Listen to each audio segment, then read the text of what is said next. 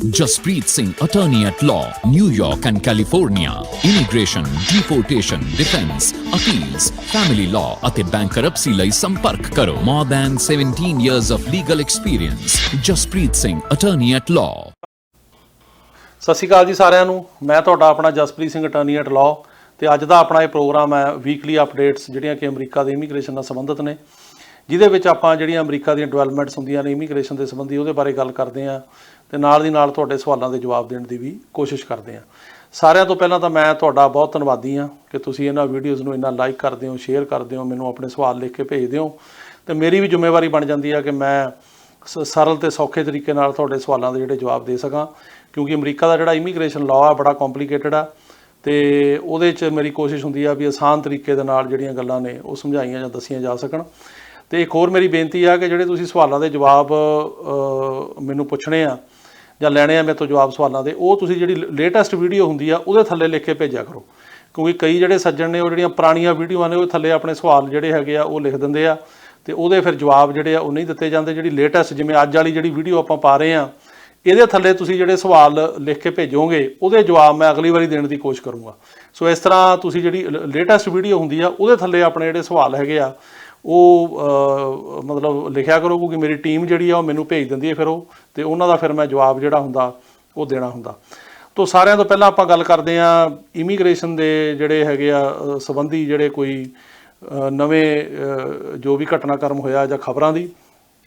ਸਾਰਿਆਂ ਤੋਂ ਪਹਿਲਾਂ ਜਿਹੜੀ ਇੰਟਰਨੈਸ਼ਨਲ ਟਰੈਵਲ ਸੀਗੀ ਉਹ ਓਪਨ ਹੋ ਗਈ ਆ।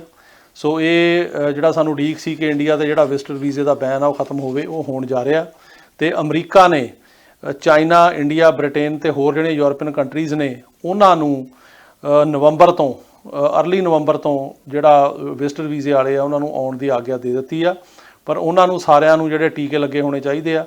ਤੇ ਜਿਹੜੀ ਤੁਹਾਨੂੰ ਪਤਾ ਹੀ ਆ ਕਿ ਜਿਹੜੀ ਮਹਾਮਾਰੀ ਚੱਲ ਰਹੀ ਸੀ ਉਹਦੇ ਕਰਕੇ ਇਹ ਬੰਦ ਕੀਤਾ ਸੀ। ਸੋ ਨਵੰਬਰ ਤੋਂ ਜਿਹੜੇ ਬੰਦਿਆਂ ਨੂੰ ਪ੍ਰੋਪਰ ਟੀਕੇ ਲੱਗੇ ਨੇ ਤੇ ਉਹ ਬੰਦੇ ਜਿਹੜੇ ਹੈਗੇ ਆ ਉਹ ਇੱਥੇ ਆ ਸਕਣਗੇ ਤੇ ਇਹਨਾਂ ਕੰਟਰੀਜ਼ ਦੇ ਖਾਸ ਕਰਕੇ ਚਾਈਨਾ, ਇੰਡੀਆ, ਬ੍ਰਿਟੇਨ ਤੇ ਜਿਹੜੀਆਂ ਹੋਰ ਯੂਰਪੀਅਨ ਕੰਟਰੀਜ਼ ਹੋਣਗੀਆਂ। ਬਾਕੀ ਜਿਵੇਂ ਜਿਵੇਂ ਇਹਦੀ ਕੋਈ ਹੋਰ ਅਪਡੇਟ ਆਊਗੀ ਉਹਦੇ ਬਾਰੇ ਦੱਸਾਂਗੇ, ਪਰ ਐਜ਼ ਆਫ ਨਵੰਬਰ ਨਾਓ ਜਿਹੜੇ ਵਿਜ਼ਟਰ ਵੀਜ਼ੇ ਵਾਲੇ ਹੈਗੇ ਆ ਉਹ ਅਮਰੀਕਾ ਆ ਸਕਣਗੇ ਜੇ ਉਹਨਾਂ ਨੂੰ ਪ੍ਰੋਪਰ ਜਿਹੜਾ ਹੈਗਾ ਉਹ ਉਹਨਾਂ ਨੇ ਇਹ ਪ੍ਰੂਵ ਕਰਨ ਕਿ ਉਹਨਾਂ ਦੀ ਜਿਹੜੀ ਵੈਕਸੀਨੇਸ਼ਨ ਹੋਈ ਆ ਤੇ ਉਹਦੇ ਨਾਲ ਨਾਲ ਉਹਨਾਂ ਨੂੰ ਜਿਹੜਾ ਹੈਗਾ ਟੈਸਟ ਵੀ ਕਰਾਉਣਾ ਪਊਗਾ ਆਉਣ ਤੋਂ ਪਹਿਲਾਂ, ਤੇ ਜਿਹੜੀ ਰਿਪੋਰਟ ਹੈਗੀ ਨੈਗੇਟਿਵ ਚਾਹੀਦੀ ਹੈ। ਜੇ ਉਹ ਆ ਗਈ ਤਾਂ ਫਿਰ ਉਹ ਬੰਦੇ ਇੱਥੇ ਆ ਸਕਦੇ ਆ। ਇਹਦੇ ਨਾਲ ਨਾਲ ਜਿਹੜੀ ਦੂਜੀ ਇੰਪੋਰਟੈਂਟ ਖਬਰ ਆ ਉਹ ਹੈਗੀ ਆ ਕਿ ਬਾਈਡਨ ਐਡਮਿਨਿਸਟ੍ਰੇਸ਼ਨ ਨੇ ਜਿਹੜਾ ਹੈਗਾ protection programme for at risk Central American children ਉਹ ਦੁਬਾਰਾ ਸ਼ੁਰੂ ਕਰ ਦਿੱਤਾ ਕਿ ਜਿਹੜੇ ਸੈਂਟਰਲ ਅਮਰੀਕਨ ਕੰਟਰੀਜ਼ ਨੇ ਉਹਨਾਂ ਦੇ ਜਿਹੜੇ ਬੱਚੇ ਨੇ ਉਹਨਾਂ ਵਾਸਤੇ ਇੱਕ ਕੈਂਪ ਪ੍ਰੋਗਰਾਮ ਸੀਗਾ ਜਿਹਦੇ ਤਹਿਤ ਕਿ ਬੱਚੇ ਐਲ ਸੈਲਵਾਡੋਰ, ਹੰਡੋਰਸ, ਗੁਆਟੇਮਾਲਾ ਇਹਨਾਂ ਕੰਟਰੀਆਂ ਦੇ ਇੱਥੇ ਆਉਂਦੇ ਸੀਗੇ, ਜਿਨ੍ਹਾਂ ਦੇ ਖਾਸ ਕਰਕੇ ਪੇਰੈਂਟਸ ਜਾਂ ਲੀਗਲ ਗਾਰਡੀਅਨ ਅਮਰੀਕਾ 'ਚ ਨੇ ਉਹਨਾਂ ਨੂੰ ਯੂਨਾਈਟ ਕਰਨ ਵਾਸਤੇ। ਤੇ ਉਹ ਪਿਛਲੀ ਸਰਕਾਰ ਨੇ 2018 'ਚ ਬੰਦ ਕਰਤਾ ਸੀ ਪ੍ਰੋਗਰਾਮ, ਉਹ ਦੁਬਾਰਾ ਹੁਣ ਇਹਨਾਂ ਨੇ ਕੈਂਪ ਪ੍ਰੋਗਰਾਮ ਜਿਹੜਾ ਉਹ ਸ਼ੁਰੂ ਕਰਤਾ। ਇਹ ਪਹਿਲਾਂ ਸ਼ੁਰੂ ਹੋਇਆ ਸੀ 2014 'ਚ ਤੇ ਫਿਰ 18 ਦੇ ਵਿੱਚ ਜਿਹੜੀ ਪਿਛਲੀ ਸਰਕਾਰ ਸੀ ਉਹਨੇ ਬੰਦ ਕਰਤਾ ਤੇ ਹੁਣ ਦੁਬਾਰਾ ਜਿਹੜਾ ਹੈਗਾ ਉਹ ਇਹ ਸਰਕਾਰ ਨੇ ਸ਼ੁਰੂ ਕਰ ਦਿੱਤਾ। ਤੇ ਉਹ ਜਿਹੜੇ ਬੱਚੇ ਹੈਗੇ ਆ ਜਿਹੜੇ ਕਹਿ ਰਹੇ ਆ ਕਿ ਸਾਨੂੰ ਬਹੁਤ ਜ਼ਿਆਦਾ ਉੱਥੇ ਅਬਿਊਜ਼ ਹੋਇਆ, ਵਾਇਲੈਂਸ ਹੋਈ ਸਾਡੇ ਤੇ, ਸਾਨੂੰ ਬਹੁਤ ਖਤਰਾ ਆ, ਤੇ ਜਾਂ ਜਿਨ੍ਹਾਂ ਦੇ ਪੇਰੈਂਟਸ ਇੱਥੇ ਨੇ ਉਹਨਾਂ ਨਾਲ ਯੂਨਾਈਟ ਕਰਨ ਜਾਣਾ ਤਾਂ ਉਹਨਾਂ ਵਾਸਤੇ ਇਹ ਪ੍ਰੋਗਰਾਮ ਹੈ। ਇਹਦੇ ਨਾਲ ਨਾਲ ਜਿਹੜੇ ਹੇਟੀ ਤੋਂ ਇੱਥੇ ਇਮੀਗ੍ਰੈਂਟਸ ਆਏ ਨੇ ਉਹਨਾਂ ਨੂੰ ਅਮਰੀਕਾ ਜਿਹੜਾ ਹੈਗਾ ਉਹ ਵਾਪਸ ਭੇਜ ਰਿਹਾ ਤੇ ਖਾਸ ਕਰਕੇ ਕਾਫੀ ਜ਼ਿਆਦਾ ਟੈਕਸਸ ਸਟੇਟ ਦੇ ਵਿੱਚ ਆਏ ਸੀਗੇ ਤੇ ਉਹਨਾਂ ਨੂੰ ਹੁਣ ਇੱਥੋਂ ਡਿਪੋਰਟ ਕਰ ਰਹੇ ਨੇ, ਫਲਾਈਟਾਂ ਜਾ ਰਹੀਆਂ, ਕਿਉਂਕਿ ਜਿਹੜੀ ਅਮਰੀਕਨ ਸਰਕਾਰ ਦੀ ਜਿਹੜੀ ਨੀਤੀ ਆ ਉਹ ਇਹ ਹੈਗੀ ਆ ਕਿ ਜਿਹੜਾ ਇਲੀਗਲ ਬਾਰਡਰ ਕ੍ਰੋਸ ਕਰਕੇ ਆਉਂਦਾ ਬੰਦਾ ਤੇ ਜਿਹੜੇ ਬਹੁਤ ਜ਼ਿਆਦਾ ਲਾਰਜ ਨੰਬਰਸ ਦੇ ਵਿੱਚ ਆਉਂਦੇ ਆ ਤੇ ਉਹਨਾਂ ਨੂੰ ਇੱਥੇ ਨਹੀਂ ਰੱਖਿਆ ਜਾਣਾ ਤੇ ਉਹਨਾਂ ਨੂੰ ਇੱਥੋਂ ਡਿਪੋਰਟ ਕੀਤਾ ਜਾਵੇ, ਕਿਉਂਕਿ ਬਹੁਤ ਜ਼ਿਆਦਾ ਜਿਹੜੇ ਹੈਗੇ ਹਜ਼ਾਰਾਂ ਦੀ ਤਾਦਾਦ ਦੇ ਵਿੱਚ ਲੋਕ ਇੱਥੇ ਆ ਗਏ ਤੇ ਉਹਨਾਂ ਨੂੰ ਜਿਹੜਾ ਹੈਗਾ ਫਾਸਟ ਟਰੈਕ ਡੈਪੋਟੇਸ਼ਨਸ ਉਹਨਾਂ ਦੀਆਂ ਜਿਹੜੀਆਂ ਨੇ ਉਹ ਸ਼ੁਰੂ ਨੇ, ਕਿਉਂਕਿ ਸਰਕਾਰ ਤੇ ਕਾਫੀ ਜ਼ਿਆਦਾ ਕ੍ਰਿਟਿਸਿਜ਼ਮ ਹੋ ਰਿਹਾ ਸੀ ਕਿ ਬੜੇ ਨਰਮ ਨੇ ਤੇ ਇਹ ਇੱਥੇ ਐਂਟਰੀ ਦੇ ਰਹੇ ਆ। ਉਹਨਾਂ ਵਿੱਚੋਂ ਵੀ ਕੁਝ ਬੰਦਿਆਂ ਨੂੰ ਇਹਨਾਂ ਨੇ ਐਂਟਰੀ ਦਿੱਤੀ ਆ ਜਿਨ੍ਹਾਂ ਨੇ ਕਿ ਇਹ ਕਿਹਾ ਵੀ ਸਾਨੂੰ ਖਤਰਾ ਉੱਥੇ, ਪਰ ਜ਼ਿਆਦਾ ਬੰਦੇ ਜਿਹੜੇ ਉੱਦਾਂ ਹੀ ਆ ਗਏ ਸੀਗੇ ਉਹਨਾਂ ਨੂੰ ਇਹ ਹੁਣ ਡਿਪੋਰਟ ਕਰ ਰਹੇ ਆ। ਇਹਦੇ ਨਾਲ ਨਾਲ ਜਿਹੜੀ ਅਗਲੀ ਇੰਪੋਰਟੈਂਟ ਖਬਰ ਆ ਉਹ ਹੈਗੀ ਆ ਜਿਹੜਾ ਇਮੀਗ੍ਰੇਸ਼ਨ ਦਾ ਬਿੱਲ ਜਿਹੜਾ ਰੀਕਨਸੀਲੇਸ਼ਨ ਪ੍ਰੋਸੈਸ ਦੇ ਵਿੱਚ ਬਿੱਲ ਰੱਖਿਆ ਜਾ ਰਿਹਾ, ਜਿਹਦੇ ਬਾਰੇ ਗੱਲਬਾਤ ਹਾਊਸ ਤੇ ਸੈਨੇਟ ਵਿੱਚ ਹੋ ਰਹੀ ਸੀ, ਉਹਨੂੰ ਸੈਨੇਟ ਦੇ ਵਿੱਚ ਇੱਕ ਬਹੁਤ ਵੱਡਾ ਜਿਹੜਾ ਹੈਗਾ ਉਹ ਸੈਟਬੈਕ ਲੱਗਿਆ। ਉਹ ਇਹ ਆ ਵੀ ਜਿਹੜੇ ਪਾਰਲੀਮੈਂਟੇਰੀਅਨ ਨੇ ਐਲਿਜ਼ਬeth ਮੈਕਡੋਨਾ, ਉਹਨਾਂ ਨੇ ਇਹ ਕਹਿਤਾ ਵੀ ਇਹ ਜਿਹੜਾ ਬਜਟ ਆ ਉਹਦੇ ਨਾਲ ਨਹੀਂ ਜੋੜਿਆ ਜਾ ਸਕਦਾ। ਸੋ ਉਹਨਾਂ ਨੇ ਇਹ ਕਿਹਾ ਕਿ ਜਿਹੜਾ ਬਜਟ ਆ ਉਹਦੇ ਨਾਲ ਇਸ ਬਿੱਲ ਨੂੰ ਜਿਹੜੀ ਹੈਗੀ ਜੋੜਨ ਦੀ ਉਹ ਕੋਈ ਕਾਨੂੰਨੀ ਜਿਹੜੀ ਹੈਗੀ ਆ ਉਹ ਇਹੋ ਜਿਹਾ ਉਹਦੀ ਪ੍ਰਕਿਰਿਆ ਉਹ ਨਹੀਂ ਕੀਤੀ ਜਾ ਸਕਦੀ, ਕਿਉਂਕਿ ਇਹ ਇੱਕ ਨਵੀਂ ਲੈਜਿਸਲੇਸ਼ਨ ਆ ਅਤੇ ਇਹਨੂੰ ਜਿਹੜਾ ਹੈਗਾ ਉਹ ਇੱਕ ਵੱਖਰੇ ਰੂਪ ਦੇ ਵਿੱਚ ਹੀ ਕੀਤਾ ਜਾ ਸਕਦਾ। ਅਤੇ ਉਹਨਾਂ ਨੇ ਕਿਹਾ ਕਿ the impact of the legislation far outweighed its budgetary consequences. ਉਹ ਕਹਿੰਦੇ ਵੀ ਜਿਹੜਾ ਬਜਟ ਦੇ ਉੱਤੇ ਇਹਦਾ ਇੰਪੈਕਟ ਹੋਣਾ ਉਹਦੇ ਨਾਲੋਂ ਜਿਹੜੀ ਇਹਦੇ ਹੋਰ ਇੰਪੈਕਟ ਨੇ ਜਾਂ ਇਹਦੇ ਜਿਹੜੇ ਕੌਨਸੀਕੁਐਂਸਿਸ ਹੋਣਗੇ ਉਹ ਕਿਤੇ ਜ਼ਿਆਦਾ ਨੇ, ਇਹਦਾ ਬਜਟ ਦੇ ਨਾਲ ਕੋਈ ਸਿੱਧਾ ਲੈਣਾ ਦੇਣਾ ਨਹੀਂ। ਅਤੇ ਹੁਣ ਇਹ ਹੈ ਕਿ ਜਿਹੜੀ ਸਰਕਾਰ ਹੈਗੀ ਆ ਉਹ ਵੀ ਅਤੇ ਜਿਹੜੇ ਸੈਨੇਟ ਦੇ ਵਿੱਚ ਹੁਣ ਲੀਡਰ ਹੈਗੇ ਨੇ ਖਾਸ ਕਰਕੇ ਡੈਮੋਕ੍ਰੈਟਿਕ ਪਾਰਟੀ ਦੇ, ਉਹ ਮੀਟਿੰਗਾਂ ਕਰ ਰਹੇ ਨੇ। ਉਹਨਾਂ ਨੇ ਦੁਬਾਰਾ ਮੀਟਿੰਗ ਫੇਰ ਰੱਖੀ ਆ ਸੈਨੇਟ ਪਾਰਲੀਮੈਂਟੇਰੀਅਨ ਦੇ ਨਾਲ, ਅਤੇ ਉਹਨਾਂ ਨੇ ਕਿਹਾ ਕਿ ਇਹ ਜਿਹੜਾ ਹੈਗਾ ਵੀ ਜੇ ਫਰਜ਼ ਕਰੋ ਇਹਨੂੰ ਅਸੀਂ ਲਿਮਟਿਡ ਕਰ ਦਈਏ ਥੋੜ੍ਹਾ ਜਿਹਾ, ਅਤੇ ਇਹਦੇ ਵਿੱਚ ਅਸੀਂ ਜਿਹੜਾ ਜਿਵੇਂ 245I ਦਾ ਪ੍ਰੋਗਰਾਮ ਸੀਗਾ ਉਹ ਐਡ ਕਰ ਦਈਏ। ਉਹਦੇ 'ਚ ਇਹ ਸੀ ਵੀ ਜਿਹੜੇ ਬੰਦੇ ਇੱਥੇ ਅਨਡਾਕੂਮੈਂਟਡ ਆਏ ਆ ਉਹਨਾਂ ਦਾ ਜੇ ਕੋਈ ਰਿਲੇਟਿਵ ਇੱਥੇ ਹੈਗਾ, ਕੋਈ ਹਸਬੈਂਡ ਵਾਈਫ ਜਾਂ ਭੈਣ ਭਰਾ, ਉਹ ਇੱਥੇ ਇੱਕ ਫੀਸ ਦੇ ਕੇ ਤੇ ਪੱਕੇ ਹੋ ਸਕਦੇ ਆ ਅਪਲਾਈ ਕਰਕੇ, ਜੇ ਉਹ ਵਿੱਚ ਐਡ ਕਰਦੀ ਉਹਦੇ ਬਾਰੇ ਗੱਲਬਾਤ ਚੱਲ ਰਹੀ ਆ। ਇੱਕ ਹੋਰ ਜਿਹੜੀ ਇੰਪੋਰਟੈਂਟ ਡਿਵੈਲਪਮੈਂਟ ਆ ਉਹ ਇਹ ਚੱਲ ਰਹੀ ਆ ਕਿ ਇੱਕ ਇਮੀਗ੍ਰੇਸ਼ਨ ਰਜਿਸਟਰੀ ਹੁੰਦੀ ਆ, ਅਤੇ ਰਜਿਸਟਰੀ ਦੇ ਵਿੱਚ ਇਹ ਹੈਗਾ ਲਿਖਿਆ ਵੀ ਅੱਜ ਕੱਲ੍ਹ ਕਿ ਜਿਹੜੇ ਬੰਦੇ ਜਨਵਰੀ 1, 1972 ਤੋਂ ਪਹਿਲਾਂ ਅਮਰੀਕਾ 'ਚ ਆਏ ਨੇ, ਐਂਟਰ ਹੋਏ ਨੇ, ਉਹ ਇੱਥੇ ਗ੍ਰੀਨ ਕਾਰਡ ਲਈ ਅਪਲਾਈ ਕਰ ਸਕਦੇ ਆ। ਸੋ ਇਹ ਗੱਲ ਚੱਲ ਰਹੀ ਆ ਕਿ ਉਹ ਰਜਿਸਟਰੀ ਦੀ ਜਿਹੜੀ ਡੇਟ ਆ ਉਹ 1972 ਤੋਂ ਵਧਾ ਕੇ 2015 ਜਾਂ 16 ਤੱਕ ਕਰ ਦਿਓ ਜਾਂ 19 ਤੱਕ ਕਰ ਦਿਓ। ਸੋ ਇਹ ਜੇ ਵਧਾਈ ਜਾਂਦੀ ਆ ਤਾਂ ਉਹਦੇ ਨਾਲ ਫਿਰ ਜਿਹੜਾ ਵੀ ਬੰਦਾ ਉਹ ਤੋਂ ਪਹਿਲਾਂ ਆਇਆ ਉਹਨਾਂ 'ਚ ਬੱਚੇ ਵੀ ਆ ਜਾਣਗੇ ਜਿਹੜੇ ਕਿ ਡਰੀਮਰਸ ਨੇ, ਜਿਹੜੇ ਅਨਡਾਕੂਮੈਂਟਡ ਆਏ ਜਾਂ ਹੋਰ ਵੀ, ਉਹ ਫਿਰ ਇਹਦੇ ਰਾਹੀਂ ਗ੍ਰੀਨ ਕਾਰਡ ਅਪਲਾਈ ਕਰ ਸਕਦੇ ਆ। ਉਹ ਜਿਹੜੀ ਇਮੀਗ੍ਰੇਸ਼ਨ ਰਜਿਸਟਰੀ ਦੀ ਡੇਟ ਆ ਜਿਹੜੀ ਕਿ ਕਰੰਟਲੀ ਹੈਗੀ ਜਨਵਰੀ 1, 1972, ਕਿ ਜਨਵਰੀ 1, 1972 ਤੋਂ ਪਹਿਲਾਂ ਜਿਹੜਾ ਬੰਦਾ ਵੀ ਇੱਥੇ ਅਮਰੀਕਾ 'ਚ ਐਂਟਰ ਹੋਇਆ ਅਤੇ ਇੱਥੇ ਰਹਿ ਰਿਹਾ ਉਹ ਗ੍ਰੀਨ ਕਾਰਡ ਅਪਲਾਈ ਕਰ ਸਕਦਾ। ਉਹਨੂੰ ਡੇਟ ਨੂੰ ਵਧਾ ਕੇ ਇਹ 2015 ਤੋਂ ਲੈ ਕੇ 19 ਤੱਕ ਕਰਨਾ ਚਾਹੁੰਦੇ ਆ, ਅਤੇ ਜੇ ਕਿਤੇ ਉਹ ਸਕੀਮ ਹੈ ਵੀ ਉਹ ਕਾਮਯਾਬ ਹੋ ਜਾਵੇ ਤਾਂ ਉਹਦੇ ਨਾਲ ਆਪੇ ਹੀ ਸਾਰੇ ਜਿਹੜੇ ਇੱਥੇ ਰਹਿ ਰਹੇ ਆ ਉਹ ਕਵਰ ਹੋ ਜਾਣਗੇ। ਅਤੇ ਇਹ ਹੁਣ ਦੇਖਣ ਵਾਲੀ ਗੱਲ ਹੈ ਕਿ ਇਹਦੇ 'ਚ ਉਹ ਕਾਮਯਾਬ ਹੁੰਦੇ ਆ ਕਿ ਨਹੀਂ ਹੁੰਦੇ। ਅਤੇ ਦੂਸਰਾ ਜਿਵੇਂ ਮੈਂ ਦੱਸ ਕੇ ਹਟਿਆ ਵੀ ਸੈਕਸ਼ਨ 245I ਜਿਹੜਾ ਕਿ ਅੱਗੇ ਅਪ੍ਰੈਲ 30, 2001 ਨੂੰ ਖਤਮ ਹੋ ਗਿਆ ਸੀਗਾ, ਉਹਨੂੰ ਦੁਬਾਰਾ ਰੀਇਨਸਟੇਟ ਕਰਨ ਦੀ ਹੈਗੀ ਆ ਸਕੀਮ। ਉਹਦੇ ਰਾਹੀਂ ਇਹ ਆ ਕਿ ਜਿਹੜੇ ਬੰਦੇ ਅਨਡਾਕੂਮੈਂਟਡ ਨੇ, ਜਿਹਨਾਂ ਦੀ ਐਂਟਰੀ ਲੀਗਲ ਨਹੀਂ ਹੈਗੀ, ਉਹ ਇੱਥੇ ਅਮਰੀਕਾ ਦੇ ਵਿੱਚ ਜਿਹੜਾ ਹੈਗਾ ਉਹ ਗ੍ਰੀਨ ਕਾਰਡ ਆਪਣਾ ਅਪਲਾਈ ਕਰ ਸਕਦੇ ਆ। ਨਹੀਂ ਤਾਂ ਹੁਣ ਲਾ ਇਹ ਹੈਗਾ ਕਿ ਉਹਦੇ ਵਾਸਤੇ ਐਂਟਰੀ ਲੀਗਲ ਚਾਹੀਦੀ ਆ, ਅਤੇ ਉਹਦੇ ਵਾਸਤੇ ਲੇਕਿਨ ਇਹ ਜ਼ਰੂਰੀ ਆ ਕਿ ਜਾਂ ਤਾਂ ਉਹਦਾ ਸਿਟੀਜ਼ਨ ਨਾਲ ਵਿਆਹ ਹੋਇਆ ਹੋਵੇ ਜਾਂ ਉਹਦਾ ਕੋਈ ਹੋਰ ਰਿਲੇਟਿਵ ਇੱਥੇ ਹੋਵੇ, ਜਿਵੇਂ ਕਿ ਪੇਰੈਂਟ ਸਿਟੀਜ਼ਨ ਹੋਣ ਜਾਂ ਜਿਹੜੇ ਹੈਗੇ ਬੱਚੇ ਸਿਟੀਜ਼ਨ ਹੋਣ ਕਿਸੇ ਦੇ 21 ਸਾਲ ਤੋਂ ਉੱਪਰ, ਉਹ ਫੇਰ ਅਪਲਾਈ ਕਰ ਸਕਦਾ। ਪਰ ਉਹਦੀ ਐਂਟਰੀ ਜਿਹੜੀ ਆ ਉਹ ਜੇ ਇਲੀਗਲ ਹੈਗੀ ਆ ਤਾਂ ਇੱਥੇ ਪੱਕਾ ਹੋ ਸਕਦਾ।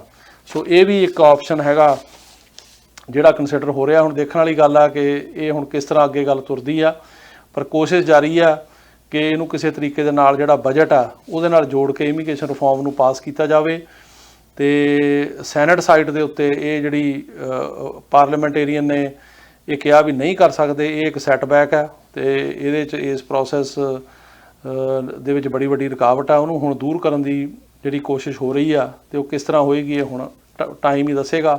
ਸੋ ਅਜੇ ਉਹ ਪ੍ਰੋਸੈਸ ਜਿਹੜਾ ਹੈਗਾ ਉਹ ਚੱਲ ਰਿਹਾ।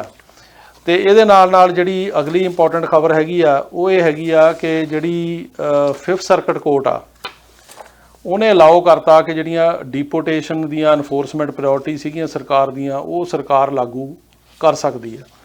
ਕਿਉਂਕਿ ਇਸ ਤੋਂ ਪਹਿਲਾਂ ਇੱਕ ਜਿਹੜੀ ਹੈਗੀ ਡਿਸਟ੍ਰਿਕਟ ਕੋਰਟ ਨੇ ਟੈਕਸਸ ਦੇ ਨੇ ਫੈਸਲਾ ਕੀਤਾ ਸੀ ਕਿ ਜਿਹੜੀ ਇਹ ਸਰਕਾਰ ਨੇ ਕਿਹਾ ਵੀ ਇਹਨੂੰ ਡਿਪੋਰਟ ਕਰਨਾ, ਇਹਨੂੰ ਨਹੀਂ ਕਰਨਾ, ਇਹ ਗਲਤ ਆ।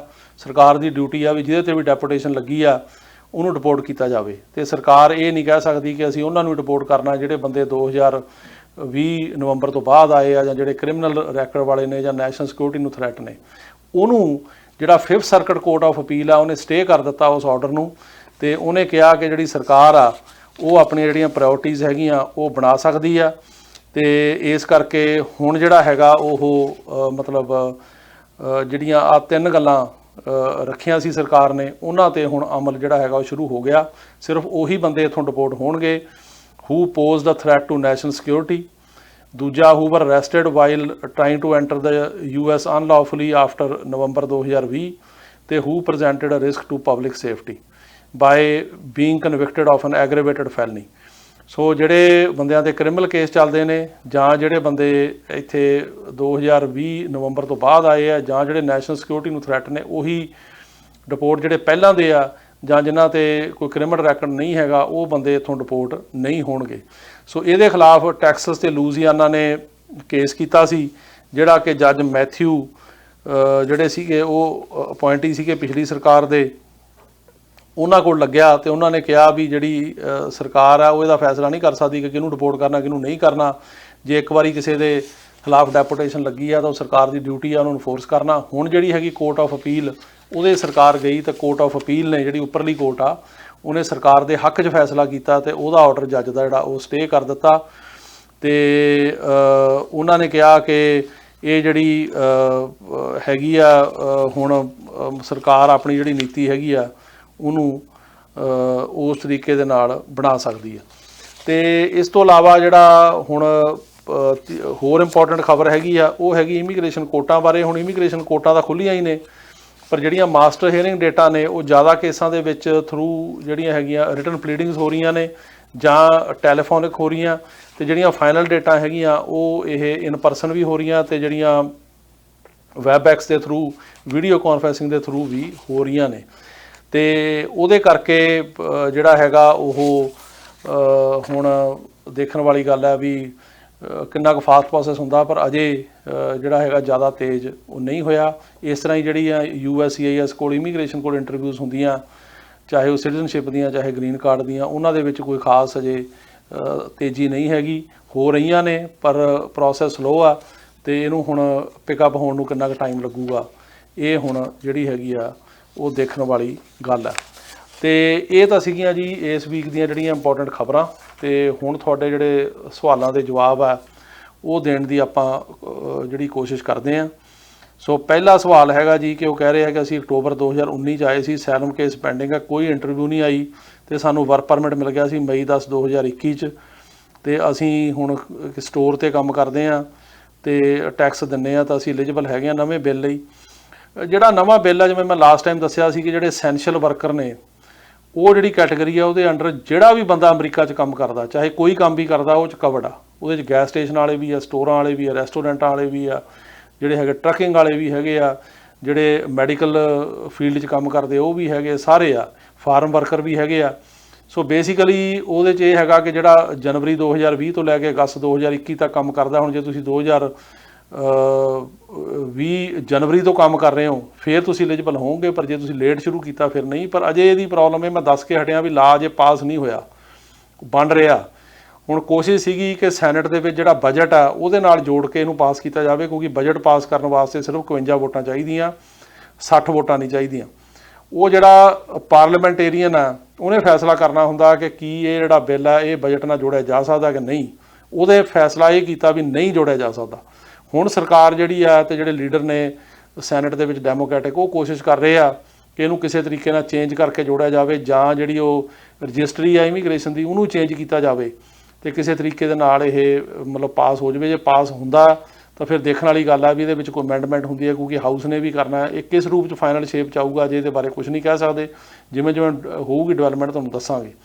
ਅਗਲਾ ਸਵਾਲ ਹੈ ਜੀ ਕਿ ਉਹਨਾਂ ਨੇ ਕਿਹਾ ਕਿ ਮੇਰੀ ਬੇਟੀ ਮਾਰਚ 2021 ਤੋਂ ਕੰਮ ਕਰ ਰਹੀ ਹੈ H1 ਤੇ ਉਹਦਾ ਜਿਹੜਾ ਇਨਫੋਰਮੇਸ਼ਨ ਤੇ ਟੈਕਨੋਲੋਜੀ ਸੈਕਟਰ ਦੇ ਵਿੱਚ, ਤੇ ਉਹ ਐਲੀਜੀਬਲ ਹੈਗੀ ਆ। ਨਹੀਂ ਜੀ ਅਜੇ ਇਹਦੇ ਬਾਰੇ ਆਪਾਂ ਕੁਝ ਨਹੀਂ ਕਹਿ ਸਕਦੇ, ਕਿਉਂਕਿ ਉਹਦੇ ਬਾਰੇ ਜਿਹੜੇ ਬੰਦੇ ਐਲੀਜੀਬਲ ਨੇ ਜ਼ਿਆਦਾ ਉਹੀ ਨੇ ਜਿਹੜੇ ਉਹ ਕਹਿ ਰਹੇ ਆ ਕਿ ਜਨਵਰੀ 2020 ਤੋਂ ਲੈ ਕੇ ਤਾਂ ਅਗਸਤ 2021 ਤੱਕ ਕੰਮ ਕੀਤਾ। ਸੋ ਜੇ 21 'ਚ ਆਏ ਨੇ ਤਾਂ ਉਹਦੇ ਥੱਲੇ ਐਲੀਜੀਬਲ ਨਹੀਂ ਲੱਗਦੇ, ਬਾਕੀ ਦੇਖਦੇ ਹਾਂ ਜਦੋਂ ਲਾਭ ਬਣੂਗਾ।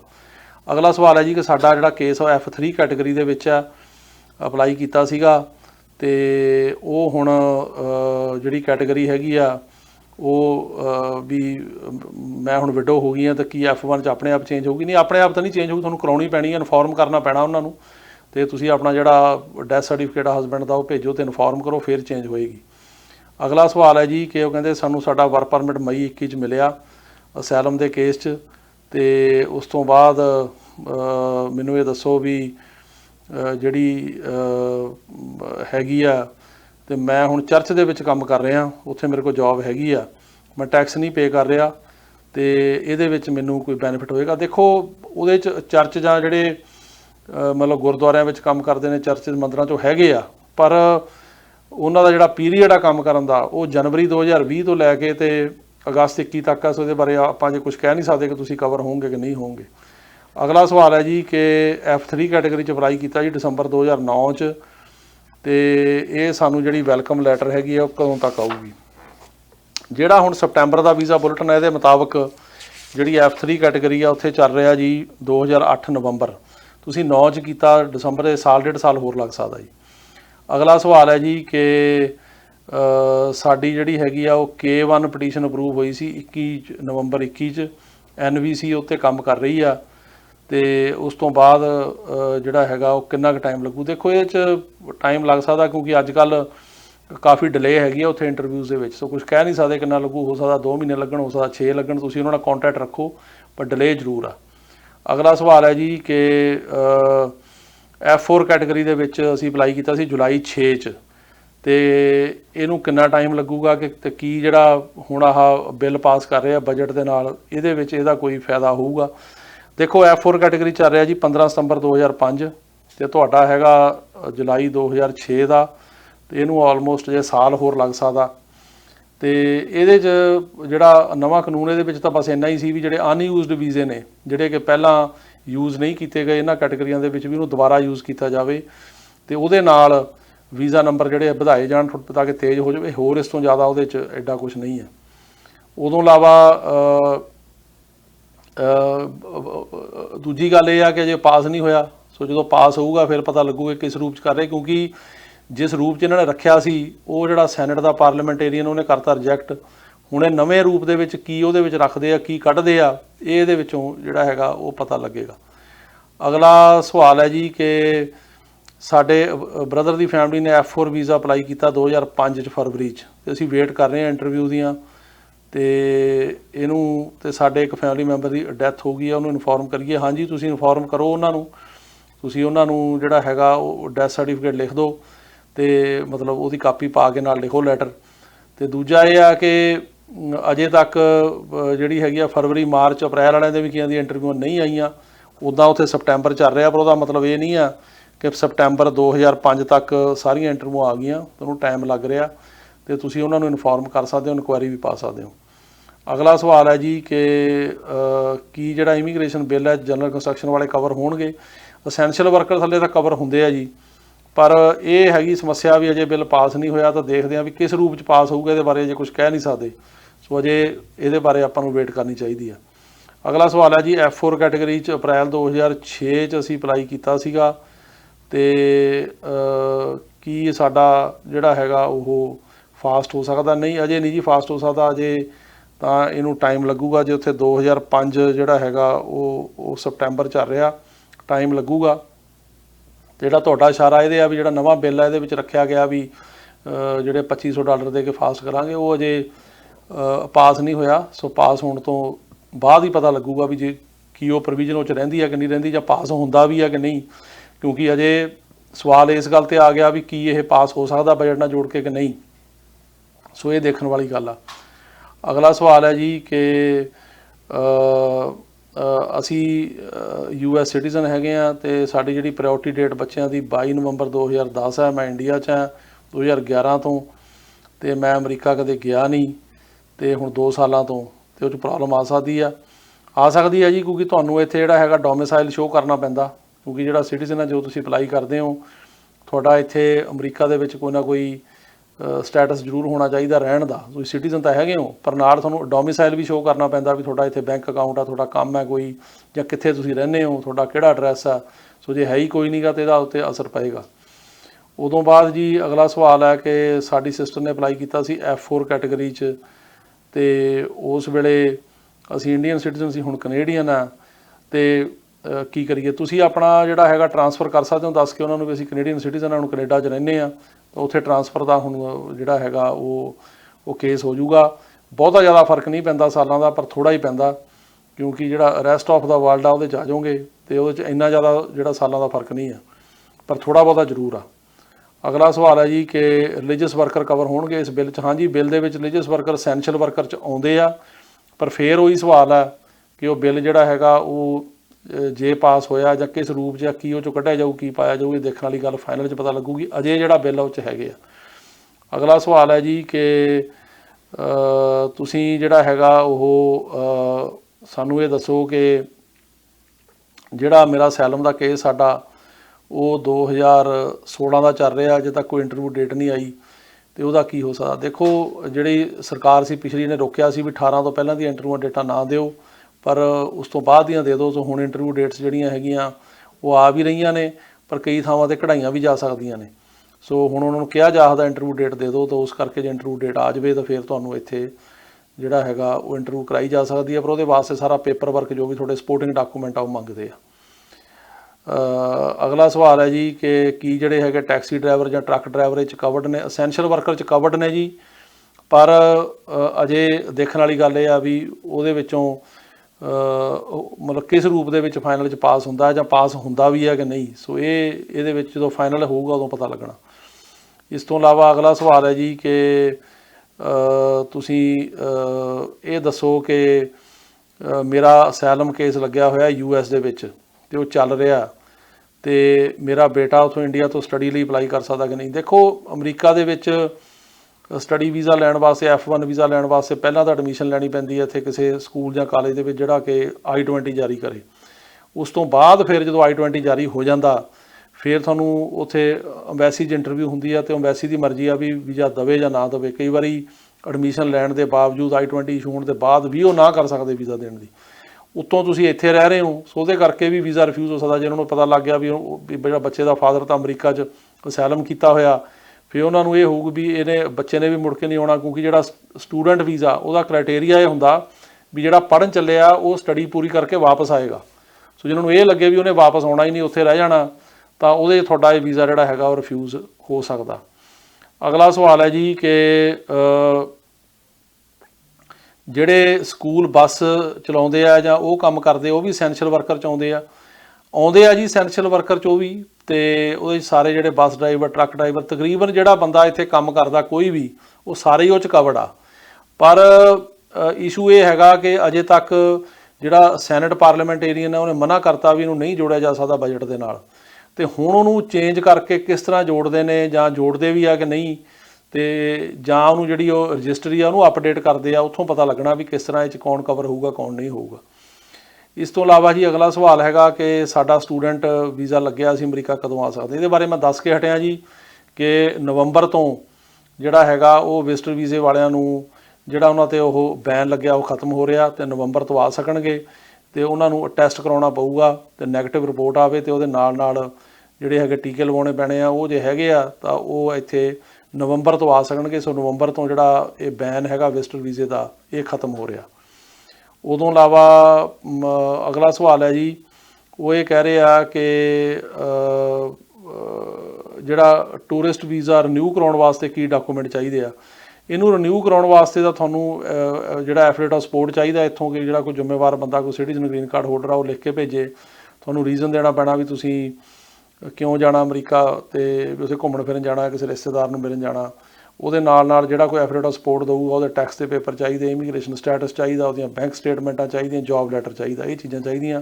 ਤੁਹਾਡੇ ਆਪਣੇ ਪਾਸਪੋਰਟ ਚਾਹੀਦੇ ਨੇ, ਅਤੇ ਕਈ ਵਾਰੀ ਤੁਹਾਡਾ ਆਪਣਾ ਵੀ ਉੱਥੇ ਤੁਸੀਂ ਕੀ ਕੰਮ ਕਰਦੇ ਹੋ, ਅਤੇ ਤੁਹਾਡਾ ਕੀ ਉੱਥੇ ਜੋਬ ਸਟੇਟਸ ਹੈ, ਕਿੰਨੀ ਤੁਹਾਡੀ ਇਨਕਮ ਹੈ, ਤੁਹਾਡੀਆਂ ਸੀਡੀਆਂ FDਆਂ, ਉਹ ਸਾਰਾ ਕੁਛ ਉਹ ਮੰਗਦੇ ਆ। ਅਗਲਾ ਸਵਾਲ ਹੈ ਜੀ ਕਿ ਜੇ ਕੋਈ ਬੰਦਾ ਬੌਂਡ ਨਾ ਭਰ ਸਕੇ ਅਤੇ ਉਸ ਤੋਂ ਬਾਅਦ ਅੰਦਰ ਹੀ ਉਹਦਾ ਜਿਹੜਾ ਹੈਗਾ ਉਹ ਕੇਸ ਉਹ ਲੜਿਆ ਜਾ ਸਕਦਾ ਅਸਾਈਲਮ ਦਾ। ਦੇਖੋ, ਗੱਲ ਇਹ ਹੈਗੀ ਆ ਕਿ ਜੇ ਬੌਂਡ ਉਹਦਾ ਨਹੀਂ ਕੋਈ ਭਰਦਾ, ਅੱਵਲ ਤਾਂ ਜੇ ਬੰਦੇ ਦਾ ਬੌਂਡ ਹੋ ਗਿਆ ਤਾਂ ਭਰਨਾ ਜ਼ਰੂਰ ਚਾਹੀਦਾ, ਪਰ ਜੇ ਕੋਈ ਨਹੀਂ ਭਰ ਸਕਦਾ ਤਾਂ ਫਿਰ ਅੰਦਰ ਹੀ ਲੜਨਾ ਪੈਣਾ ਉਹਨੂੰ ਕੇਸ। ਅੰਦਰ ਹੀ ਫਿਰ ਮਾਸਟਰ ਡੇਟ ਹੋਊਗੀ, ਫਾਈਨਲ ਡੇਟ ਹੋਊਗੀ। ਹੁਣ ਪਤਾ ਨਹੀਂ ਅੰਦਰ ਜਿਹੜੇ ਜੱਜ ਹੁੰਦੇ ਨੇ ਇਹਨਾਂ ਥਾਵਾਂ 'ਤੇ ਡਿਟੈਂਸ਼ਨ ਸੈਂਟਰਾਂ 'ਚ ਹੁੰਦੇ ਵੀ ਥੋੜ੍ਹੇ ਸਖਤ ਆ, तो इस करके उसको पक्की उम्मीद नहीं होंगी भी वो बंदा पास हो गया, फिर जो पास होया तो ही बाहर आ सकता। तो उस तो इलावा जी अगला सवाल है कि फार्मर प्रोटेस्ट के केस फाइल हो सकता असैलम का। देखो असैलम के 5 ग्राउंड ने, वो बारे मैं दसिया थोनों पिछलियां वीडियो के विच, तुसीं मेरियां पिछलियां वीडियोज़ देख सकते हो। तो उन्होंने ग्राउंडों के विच जे बंदा कवर होवे तो आ सकता, तो जे फर्ज करो इस प्रोटेस्ट के विच भी उन्होंने ग्राउंड के विच आउंदा, उन्होंने परसीक्यूशन हुई है जां कोई उहदे उत्ते जिहड़ा हैगा वो कुੱਟਮਾर हुई है जां उन्होंने तंग किया जा रहा उहदे करके, तो पोलीटिकल ओपीनियन उहदा कोई हैगा तो वो कवर हो सकता। पर जे वो 5 ग्राउंड के विच आवे इटसैल्फ जे फार्मर प्रोटेस्ट गया हो तो उन्होंने कुछ नहीं होया तो वो कवर नहीं हो सकता। अगला सवाल है जी कि विजिटर वीज़े ਜਿਹੜੇ जनवरी 2021 ਤੋਂ ਪਹਿਲਾਂ ਲੱਗੇ ਹੋਏ ਸੀਗੇ ਕੀ ਉਹ ਆ ਸਕਦੇ? ਹਾਂਜੀ, ਜਦੋਂ ਹੁਣ ਆਹ ਨਵੰਬਰ 'ਚ ਖੁੱਲ੍ਹਦਾ ਤਾਂ ਜਿਨ੍ਹਾਂ ਦੇ ਵਿਜ਼ਟਰ ਵੀਜ਼ੇ ਪਹਿਲਾਂ ਲੱਗੇ ਨੇ ਉਹ ਆ ਸਕਣਗੇ ਅਮਰੀਕਾ ਨਵੰਬਰ ਤੋਂ ਬਾਅਦ। ਅਗਲਾ ਸਵਾਲ ਹੈ ਜੀ ਕਿ ਇਹ ਦੱਸੋ ਕਿ ਜਿਹੜਾ ਨਵਾਂ ਅਸਾਈਲਮ ਦਾ ਕੇਸ ਹੈ ਉਹ ਅਮਰੀਕਾ 'ਚ ਫਾਈਲ ਹੋ ਸਕਦਾ? ਹਾਂਜੀ ਹੋ ਸਕਦਾ, ਜੇ ਉਹ 5 ਗਰਾਊਂਡਾਂ ਦੇ ਵਿੱਚ ਆਉਂਦਾ ਹੋਵੇ ਤੇ ਵਿਦਨ 1 ਈਅਰ ਹੋਵੇ, ਸਾਲ ਦੇ ਅੰਦਰ ਅੰਦਰ ਬੰਦਾ ਆ ਕੇ ਅਪਲਾਈ ਅਸਾਈਲਮ ਕਰ ਸਕਦਾ। ਕੋਈ ਵੀ ਕਰ ਸਕਦਾ, ਜਿਹੜਾ ਵਿਜ਼ਟਰ ਤੇ ਆਇਆ ਉਹ ਵੀ ਕਰ ਸਕਦਾ, ਜਿਹੜਾ ਕੈਂਪ 'ਚ ਫੜਿਆ ਗਿਆ ਡਿਟੈਂਸ਼ਨ ਸੈਂਟਰ 'ਚ ਆਇਆ ਉਹ ਵੀ ਕਰ ਸਕਦਾ, ਪਰ ਉਹਦੇ ਬਿਆਨ ਪਾਸ ਹੋਏ ਹੋਣੇ ਚਾਹੀਦੇ ਆ, ਤੇ ਵਿਦਨ 1 ਈਅਰ ਕਰ ਸਕਦਾ, ਕੋਈ ਵੀ ਕਰ ਸਕਦਾ। ਅਗਲਾ ਸਵਾਲ ਹੈ ਜੀ ਕਿ ਕੀ ਜਿਹੜਾ ਹੈਗਾ ਕੋਈ ਬੰਦਾ ਜਿਹੜਾ ਉਹ ਗਰੰਟਰ ਬਣ ਸਕਦਾ, ਦੂਜੇ ਬੰਦੇ ਜਿਹੜਾ ਹੋਰ ਕੋਈ ਆਪਣਾ ਕਮਿਊਨਿਟੀ ਦਾ ਹੋਵੇ ਬਣ ਸਕਦਾ ਜੀ, ਲੇਕਿਨ ਉਹਨੂੰ ਸ਼ੋਅ ਕਰਨਾ ਪੈਂਦਾ ਵੀ ਉਹਨੂੰ ਜਾਣਦਾ ਕਿਸ ਤਰ੍ਹਾਂ ਉਹ, ਤੇ ਬਣ ਕੋਈ ਵੀ ਸਕਦਾ, ਪਰ ਉਹ ਇਹ ਸ਼ੋਅ ਕਰਨਾ ਪੈਂਦਾ ਵੀ ਕਿਵੇਂ ਜਿਹਦੀ ਗਰੰਟੀ ਦੇਣੀ ਆ ਉਹਦੇ ਨਾਲ ਵਾਕਫੀਤ ਆ ਜਾਂ ਰਿਸ਼ਤੇਦਾਰੀ ਆ ਜੋ ਵੀ ਆ। ਉਹ ਤੋਂ ਬਾਅਦ ਅਗਲਾ ਸਵਾਲ ਹੈ ਜੀ ਕਿ ਜਿਹੜਾ F4 ਕੈਟੇਗਰੀ ਅਸੀਂ ਜਨਵਰੀ 2006 'ਚ ਅਪਲਾਈ ਕੀਤਾ ਸੀ, ਕਦੋਂ ਵਾਰੀ ਆਊਗੀ? ਹੁਣ ਉੱਥੇ ਚੱਲ ਰਿਹਾ ਜੀ ਸਤੰਬਰ 2005, ਤੇ ਜਨਵਰੀ ਦੇ ਵੈਸੇ ਡਾਕੂਮੈਂਟ ਮੰਗਣੇ ਸ਼ੁਰੂ ਕਰਤੇ ਉਹਨਾਂ ਨੇ, ਸਿਵਲ ਡਾਕੂਮੈਂਟ ਜਿਵੇਂ police clearance, passport clearance, affidavit of support ਵਗੈਰਾ ਦੇ, ਤੇ ਉਹ ਸਾਰੇ ਮੰਗਣੇ ਸ਼ੁਰੂ ਕਰਤੇ ਆ, ਤੇ ਅਜੇ ਹੋਰ 5-6 ਮਹੀਨੇ ਲੱਗ ਸਕਦੇ। ਪਰ ਅਜੇ ਤੱਕ ਤਾਂ ਜਿਹੜੀ ਇੰਟਰਵਿਊਆਂ ਹੈਗੀਆਂ ਉਹ ਸਤੰਬਰ ਤਾਂ ਉਹੀ ਚੱਲ ਰਿਹਾ, ਜੇ ਮਾਰਚ ਅਪ੍ਰੈਲ ਆਪਣਾ ਦੀਆਂ ਫਰਵਰੀ ਵਾਲਿਆਂ ਦੇ ਵੀ ਨਹੀਂ ਕਈਆਂ ਦੀਆਂ ਆਈਆਂ, ਸੋ ਟਾਈਮ ਜ਼ਿਆਦਾ ਵੀ ਲੱਗ ਸਕਦਾ ਇਹਦੇ ਵਿੱਚ। ਤੇ ਅਗਲਾ ਸਵਾਲ ਹੈ ਜੀ ਕਿ ਮੇਰਾ ਅਸਾਈਲਮ ਕੇਸ ਉਹ ਕਹਿੰਦੇ ਪਾਸ ਹੋ ਗਿਆ ਤੇ ਗੌਰਮੈਂਟ ਵਕੀਲ ਨੇ ਅਪੀਲ ਕਰ ਦਿੱਤੀ ਆ ਤੇ ਉਹਦੇ ਨਾਲ ਪੈਂਡਿੰਗ। ਹਾਂਜੀ, ਜੇ ਉਹ ਅਪੀਲ ਕਰ ਦੇਵੇ ਤਾਂ ਫਿਰ ਜਿੰਨੀ ਦੇਰ ਅਪੀਲ 'ਚ ਪਾਸ ਨਹੀਂ ਹੁੰਦਾ ਉਨੀ ਦੇਰ ਫਿਰ ਤੁਹਾਨੂੰ ਵਰਕ ਪਰਮਿਟ ਤਾਂ ਮਿਲੀ ਜਾਊਗਾ, ਪਰ ਫਾਈਨਲ ਅਸਾਈਲਮ ਗ੍ਰਾਂਟ ਨਹੀਂ ਹੁੰਦਾ। ਸੋ ਅਪੀਲ ਜਿਹੜੀ ਆ ਉਹ 1.5-2 ਸਾਲ ਚੱਲਦੀ ਆ BIA 'ਚ। ਸੋ ਅਪੀਲ 'ਚ ਜੇ ਤੁਸੀਂ ਜਿੱਤ ਜਾਂਦੇ ਹੋ, ਤੁਹਾਡੇ ਫੇਵਰ 'ਚ ਹੋ ਜਾਂਦਾ, ਫਿਰ ਤੁਹਾਨੂੰ ਗ੍ਰਾਂਟ ਹੋਊਗਾ। ਜੇ ਉਹ ਜਿੱਤ ਜਾਂਦਾ ਅਪੀਲ ਜਿਹੜਾ ਹੈਗਾ ਗੌਰਮੈਂਟ ਦਾ ਵਕੀਲ, ਤਾਂ ਫਿਰ ਕੇਸ ਤੁਹਾਡਾ ਵਾਪਸ ਇਮੀਗ੍ਰੇਸ਼ਨ ਜੱਜ ਕੋਲ ਵੀ ਆ ਸਕਦਾ।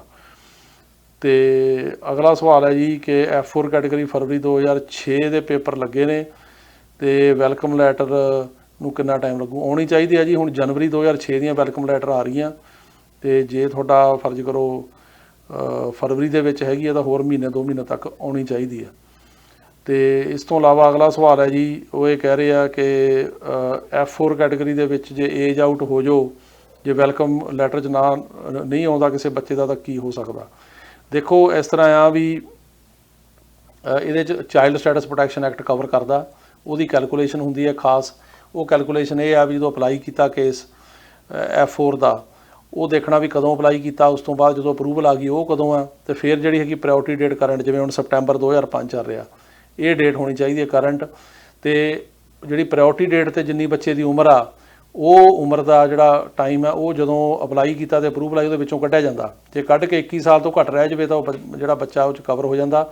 ਸੋ ਜੇ ਚਾਈਲਡ ਸਟੇਟਸ ਪ੍ਰੋਟੈਕਸ਼ਨ ਐਕਟ ਦੇ ਅੰਡਰ ਕਵਰ ਹੁੰਦਾ ਤਾਂ ਉਹਦੀ ਵਾਰੀ ਜਿਹੜੀ ਆ ਉਹ ਜ਼ਰੂਰ ਆ ਸਕਦੀ ਹੈ। ਅਗਲਾ ਸਵਾਲ ਹੈ ਜੀ ਕਿ F2B ਕੈਟੇਗਰੀ 'ਚ ਅਗਸਤ 2016 ਦਾ ਅਪਲਾਈ ਕੀਤਾ, ਅਜੇ ਅਪਰੂਵਲ ਨਹੀਂ ਆਈ। F2B ਕੈਟੇਗਰੀ ਹੈਗੀ ਜੀ ਗ੍ਰੀਨ ਕਾਰਡ ਹੋਲਡਰ ਦੇ ਜਿਹੜੇ ਅਨਮੈਰਿਡ ਬੱਚੇ ਨੇ 21 ਸਾਲ ਤੋਂ ਉੱਪਰ, ਉੱਥੇ ਚੱਲ ਰਿਹਾ ਜੀ 22 ਸਤੰਬਰ 2015, ਅਤੇ ਅਜੇ ਟਾਈਮ ਲੱਗੂਗਾ। ਸੋ ਅਜੇ ਹੋ ਸਕਦਾ ਤੁਹਾਨੂੰ ਸਾਲ ਹੋਰ ਲੱਗ ਜਾਵੇ, ਅਤੇ ਅਜੇ ਵੇਟ ਕਰਨੀ ਤੁਹਾਨੂੰ ਪੈਣੀ ਆ। ਬਾਕੀ ਤੁਸੀਂ ਇਨਕੁਆਇਰੀ ਕਰ ਸਕਦੇ ਹੋ ਉਹਨਾਂ ਤੋਂ, ਇਮੀਗ੍ਰੇਸ਼ਨ ਤੋਂ। ਅਗਲਾ ਸਵਾਲ ਹੈ ਜੀ ਕਿ ਜੇ ਕੋਈ ਬੰਦਾ ਮੈਕਸੀਕੋ ਰਾਹੀਂ ਇੰਡੀਆ ਤੋਂ ਇੱਥੇ ਐਂਟਰ ਕਰਦਾ ਤਾਂ ਕੈਂਪ ਵਿੱਚੋਂ ਰਿਲੀਜ਼ ਉਹਨੂੰ ਕਰ ਰਹੇ ਨੇ ਕਿ ਨਹੀਂ ਕਰ ਰਹੇ? ਦੇਖੋ ਪਹਿਲੀ ਗੱਲ ਤਾਂ ਇਹ ਤਰੀਕਾ ਹੀ ਗਲਤ ਆਉਣ ਦਾ, ਜੋ ਤੁਸੀਂ ਇੱਦਾਂ ਬਾਰਡਰ ਕ੍ਰੋਸ ਕਰਕੇ ਆਉਂਦੇ ਹੋ, ਇਲੀਗਲ ਤਰੀਕਾ ਆ। ਇਹਦੇ ਨਾਲ ਤੁਹਾਨੂੰ ਤੁਹਾਡੀ ਆਪਣੀ ਜਾਨ ਨੂੰ ਵੀ ਖਤਰਾ ਹੋ ਸਕਦਾ। ਇਸ ਤਰੀਕੇ ਨਾਲ ਬਿਲਕੁਲ ਨਹੀਂ ਆਉਣਾ ਚਾਹੀਦਾ, ਸਹੀ ਤਰੀਕੇ ਨਾਲ ਆਉਣਾ ਚਾਹੀਦਾ। ਸੋ ਮੈਂ ਕਿਸੇ ਨੂੰ ਰਿਕਮੈਂਡ ਨਹੀਂ ਕਰਦਾ ਵੀ ਤੁਸੀਂ ਬਾਰਡਰ ਕ੍ਰੋਸ ਕਰਕੇ ਇੱਦਾਂ ਆਓ। ਦੂਜੀ ਗੱਲ ਇਹ ਹੈਗੀ ਆ ਕਿ ਜਦੋਂ ਬੰਦਾ ਆਉਂਦਾ ਜੇ ਉਹ ਫੜਿਆ ਜਾਂਦਾ ਉਹਨੂੰ ਪਹਿਲਾਂ ਕ੍ਰੈਡੀਬਲ ਫੀਅਰ ਇੰਟਰਵਿਊ 'ਚੋਂ ਲੰਘਣਾ ਪੈਂਦਾ ਜਿਹਦੀ ਉਮਰ 18 ਸਾਲ ਤੋਂ ਉੱਪਰ ਆ। ਜਿਹੜੇ 18 ਸਾਲ ਤੋਂ ਘੱਟ ਨੇ ਜਾਂ ਫੈਮਲੀਆਂ ਉਹਦੀਆਂ ਹਸਬੈਂਡ ਵਾਈਫ ਤੇ ਬੱਚੇ, ਉਹਨਾਂ ਨੂੰ 72 ਘੰਟੇ 'ਚ ਰਿਲੀਜ਼ ਕਰ ਦਿੰਦੇ ਆ। ਪਰ ਜਿਹੜਾ 18 ਤੋਂ ਉੱਪਰ ਆ ਉਹਦੀ ਕ੍ਰੈਡੀਬਲ ਫੀਅਰ ਹੁੰਦੀ ਹੈ। ਜੇ ਕ੍ਰੈਡੀਬਲ ਫੀਅਰ 'ਚ ਪਾਸ ਹੁੰਦਾ ਫਿਰ ਹੀ ਉਹ ਬੌਂਡ ਵਗੈਰਾ ਤੇ ਬਾਹਰ ਆ ਸਕਦਾ। ਜੇ ਫੇਲ ਹੋ ਗਿਆ ਤੇ ਕ੍ਰੈਡੀਬਲ ਫੀਅਰ 'ਚ ਫਿਰ ਉਹਦਾ ਕੋਈ ਹੱਲ ਨਹੀਂ ਆ। ਉਹ ਫਿਰ ਉਹਦੀ ਇੱਕ ਇਮੀਗ੍ਰੇਸ਼ਨ ਜੱਜ ਕੋਲ ਹੀਅਰਿੰਗ ਹੁੰਦੀ ਹੈ, ਜੇ ਉੱਥੇ ਵੀ ਫੇਲ ਹੋ ਗਿਆ ਫਿਰ ਅੱਗੇ ਕੁਝ ਨਹੀਂ ਬਣਦਾ, ਤੇ ਜੇ ਪਾਸ ਹੋ ਜਾਂਦਾ ਤਾਂ ਫਿਰ ਬੌਂਡ ਤੇ ਉਹ ਬਾਹਰ ਆ ਸਕਦਾ। ਇਹ ਤਰੀਕਾ ਇਹਦਾ। ਤੇ ਇਸ ਤੋਂ ਬਾਅਦ ਜੀ ਹੁਣ ਅੱਜ ਦਾ ਆਖਰੀ ਸਵਾਲ ਆ ਉਹ ਇਹ ਆ ਵੀ ਅਸੀਂ ਸਿਟੀਜ਼ਨਸ਼ਿਪ ਦਾ ਅਪਲਾਈ ਕੀਤਾ ਸੀਗਾ, ਸਾਡੀ ਇੰਟਰਵਿਊ ਹੋ ਗਈ, ਉਹਨਾਂ ਨੇ ਕਿਹਾ ਡਿਸੀਜਨ ਮੇਲ 'ਚ ਭੇਜਾਂਗੇ, ਕਿੰਨਾ ਟਾਈਮ ਲੱਗੂਗਾ। ਇਹਦੇ ਬਾਰੇ ਤਾਂ ਅਜੇ ਕੁਝ ਨਹੀਂ ਕਹਿ ਸਕਦੇ, ਕਈ ਵਾਰੀ ਮਹੀਨਾ ਵੀ ਲੱਗਦਾ, 2 ਵੀ ਲੱਗਦੇ ਆ। ਜੇ ਸਾਰਾ ਕੁਝ ਓਕੇ ਆ ਤੇ ਬੈਕਗਰਾਊਂਡ ਥੋੜ੍ਹਾ ਜਿਹੜਾ ਚੈੱਕ ਵਗੈਰਾ ਸਾਰੇ ਸਹੀ ਹੋ ਜਾਂਦੇ ਆ, ਫਿਰ ਤਾਂ ਜਿਹੜੀ ਡੇਟ ਹੈਗੀ ਆ ਉਹ ਤੁਹਾਨੂੰ 15-20 ਦਿਨ ਮਹੀਨੇ 'ਚ 100 ਦੀ ਡੇਟ ਆ ਸਕਦੀ ਆ। ਪਰ ਜੇ ਕੋਈ ਹੋਰ ਪ੍ਰੋਬਲਮ ਹੈ ਤੁਹਾਨੂੰ ਉਹਦੇ ਬਾਰੇ ਉਹ ਜਾਣਕਾਰੀ ਦੇਣਗੇ। ਇਹ ਸੀ ਜੀ ਅੱਜ ਦੇ ਸਵਾਲ, ਤੇ ਮੈਨੂੰ ਉਮੀਦ ਹੈ ਕਿ ਤੁਹਾਨੂੰ ਇਹਨਾਂ ਦੇ ਜਵਾਬ ਪਸੰਦ ਆਏ ਹੋਣਗੇ। ਤੁਸੀਂ ਇਸ ਵੀਡੀਓ ਨੂੰ ਵੱਧ ਤੋਂ ਵੱਧ ਲਾਈਕ ਕਰੋ, ਸਬਸਕ੍ਰਾਈਬ ਕਰੋ, ਸ਼ੇਅਰ ਕਰੋ, ਤੇ ਜਿਹੜੀ ਇਹ ਵੀਡੀਓ ਹੈ ਇਹਦੇ ਅੰਡਰ ਤੁਸੀਂ ਆਪਣੇ ਜਿਹੜੇ ਕਮੈਂਟ ਹੈਗੇ ਆ ਜਾਂ ਆਪਣੇ ਜਵਾਬ ਨੇ ਉਹ ਜਾਂ ਸਵਾਲ ਨੇ ਜਿਹੜੇ ਉਹ ਤੁਸੀਂ ਮੈਨੂੰ ਲਿਖ ਕੇ ਪਾਓ ਤੇ ਮੈਂ ਤੁਹਾਨੂੰ ਉਹਦੇ ਜਵਾਬ ਦਊਂਗਾ। ਤੇ ਬਾਕੀ ਮੇਰੀ ਈਮੇਲ ਹੈਗੀ jpsinghatani@gmail, ਤੇ ਫੋਨ ਨੰਬਰ ਹੈਗਾ ਸਾਡੇ ਆਫਿਸ ਦਾ 7185338444, ਤੇ ਦੂਜਾ ਹੈਗਾ 5106576444 ਜਾਂ 9179154142। ਸਤਿ ਸ਼੍ਰੀ ਅਕਾਲ ਜੀ। Jaspreet Singh, attorney at law, New York and California. Immigration, deportation, defense, appeals, family law ਅਤੇ bankruptcy ਲਈ ਸੰਪਰਕ ਕਰੋ। More than 17 years of legal experience. Jaspreet Singh, attorney at law.